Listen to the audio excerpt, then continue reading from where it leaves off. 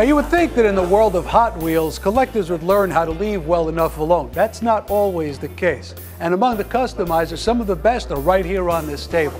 We're here with Doug Woods, who's talking about some of his creations, the inspiration behind them, and the techniques he's used to get them to look the way that they do. That's why I like working with metal and very small scale intricacy. So I started with, candy paint jobs and just whimsical cars and movie cars that nobody ever produced, and got into some of the more rat rod, more traditional stuff, and people seem to really like that. I see you have a big inspiration. You like the military stuff. Military, yeah. Sort of to salute our troops and have a hot rod at the same time. Amen.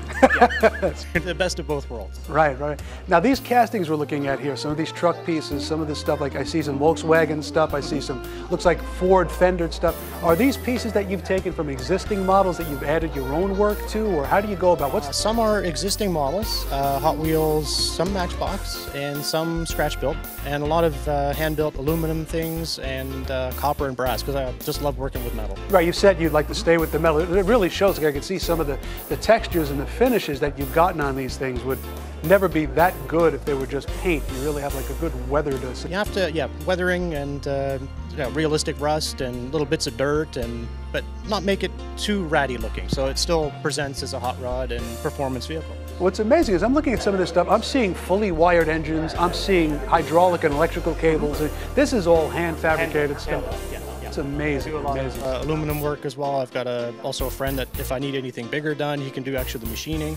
These trailers are actually aluminum, billet aluminum. Wow. So they've been brought down by hand into this.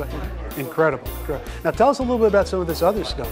Some of the other ones, they're basically what I call cheater cars. At some of the larger conventions they have in California and on the East Coast, they have a mild category. So what I've done is sort of bent the rules a little bit, so to speak. They have a mild category which consists of no body modifications whatsoever, just straight paint job.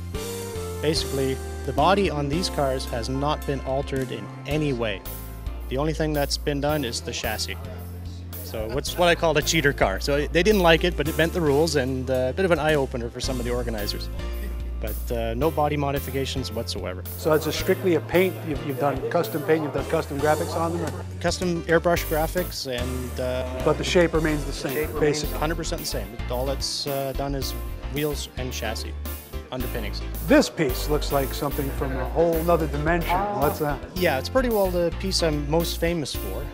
It's basically a futuristic Coca-Cola tanker, what I call the Coca-Mite. It was actually one of Hot Wheels' weirder pieces. They came up with this small vehicle called the Hypermite, and I thought, I can do something with that. And brought it to one of the Hot Wheels conventions where they actually had a special division for modifying this particular vehicle. And the designer loved it, who actually designed the actual real core vehicle. And it basically something you'd see from the 30s or 50s, sort of Art Deco Coca-Cola tanker. Absolutely beautiful. Now, how much time are we talking here? I mean, something like this, obviously, this doesn't happen in a week. No, this is off and on, after work, on weekends, and for something like the Gomer's Pile, the Army transporter, that's probably about collectively a month's time into one of those. So from actual concept to completion. Now, do you sketch these out in advance? Is this something that just kind of develops as you're in the model? I do a lot of sketching too, just brainstorming ideas of what I can come up with, watching TV shows or seeing stuff driving by on the interstate or freeway, and come up with some of this stuff. Even at car shows you get good ideas too, and you can always put it into a smaller scale.